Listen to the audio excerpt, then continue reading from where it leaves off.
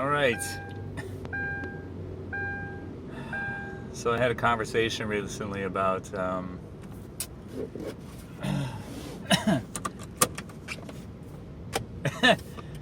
loving, how Jesus loved,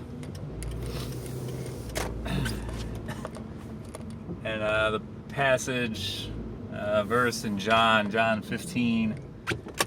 It's around 15:11, so it's either a little bit before or after that. 15:15, something like that. Whereas like love as I have loved, love each other as I have loved you. The highest form of love was a friend giving their life for another. Giving your life for your friends. And it occurred to me, which when I first became a Christian, that was the passage that jumped out at me. That loving, I don't think I knew it at the time, but loving completely fearlessly. Loving even if it hurts.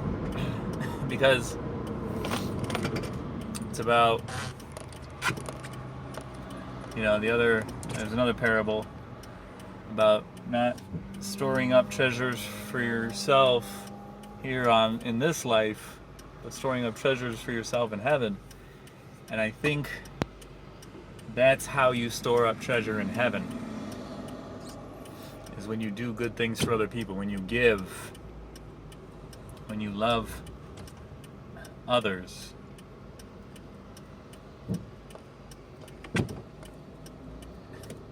Just connecting those two ideas. So, loving without fear. No fear of rejection. No fear of, long-term suffering. No fear of seeming foolish. I'm not talking about, not loving, a fear of whatever you're doing not being reciprocated. You're just doing it to do it. You're not doing it for what you might get in this life. You're doing it for what you might get in the next life. So, I guess you could call it an insurance policy. You could call it a long-term investment. If you're thinking business-wise, I guess. Not that I'm great at that. But, yeah. Loving fearlessly.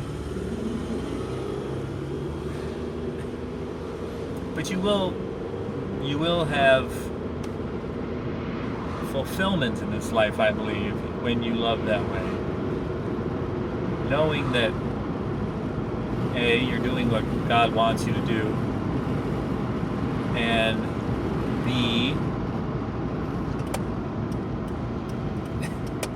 if you look at anything in life, it's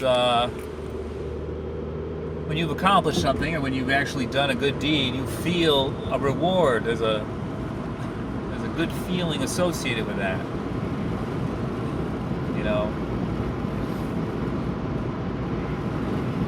Doing massage, I get it when somebody comes in pain, and I've gotten it a couple times where somebody was so relieved they were crying. Somebody with a very long-standing condition coming in, and I just happen to be the one that knows the answer, was able to help them,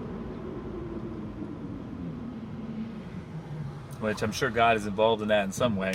So maybe it was their time, maybe it was for me, for them, who knows.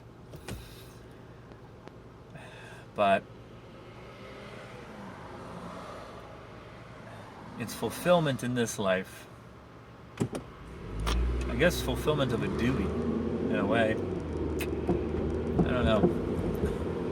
don't know about that one. It is a duty to help, to love one another. That's a commandment. That's what we're supposed to do.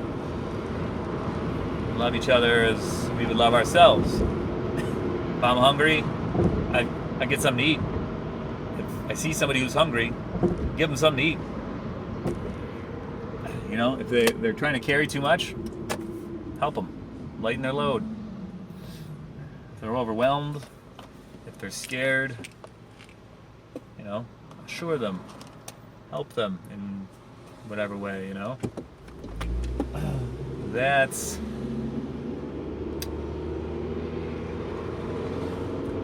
I don't think it's much more complicated than that. You know, if I have something extra, I don't think you're supposed to kill yourself. You know, Jesus still went and got some sleep. He still ate. He wasn't so busy feeding everybody that he forgot to eat himself. He wasn't so busy to, you know, he still drank. He still went off. He's okay. I need my own time. You know, he gave, but he also. He probably had a very good kind of sense of that, because most people, their threshold, you know, you hear these, there's a thing out now where the Navy SEALs have a rule, like, if you think you're absolutely done, you probably are really actually only at 40%. You probably still have 60% left in the tank. It's just your mind, that fear, saying, oh, you're getting, you know, you're past where you've gone before, you know, you're about to starve to death. You know, pushing yourself past that is, well, it's either something you can practice, like the SEALs, you know, just always getting out of your comfort zone, or you can be forced into the situation, you know, somebody who's forced, you know, wilderness survival situation, their car breaks down, you know, they're on a hike and they break their ankle, and there was a woman, they just found her after, it was longer than 2 weeks, she was in Hawaii, which if you're gonna get stuck in the woods anywhere, I mean, Hawaii, nice, you know, so she didn't have to deal with any cold or anything, but, you know, for 2.5 weeks, or whatever it was, she, you know, she's sitting there eating, like, I think she found some wild strawberries, maybe. She probably ate some bugs. You know, there's water around, and she was right next to a pond or a lake or something, so. But she lived. If you had asked her before that, do you think you would live 2 weeks without food? I mean, she wasn't like, you know, hefty. She was in decent shape. She was fit. Do you think you would have, you know, do you think you'd go 2.5 weeks without food? I'm sure she would have said no. Because people I've told that, hey, I'm 36 hours into a fast. People can't even fathom going that long without food, let alone water. When I tell people I went 72 hours without water and food, they just can't even wrap their brains around it. They can't go 4 to 6 hours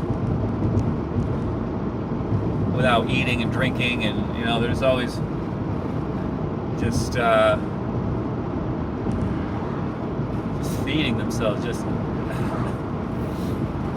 So that's hunger. Loving without fear. Just yeah,